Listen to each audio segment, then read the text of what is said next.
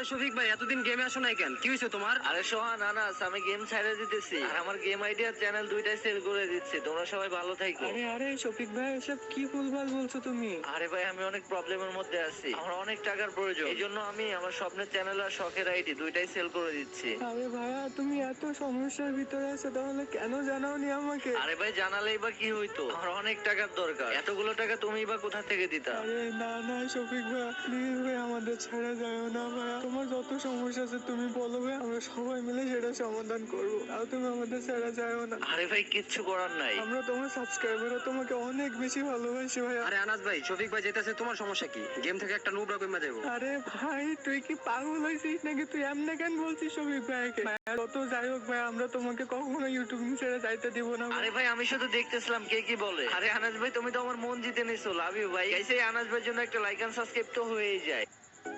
আরে শফিক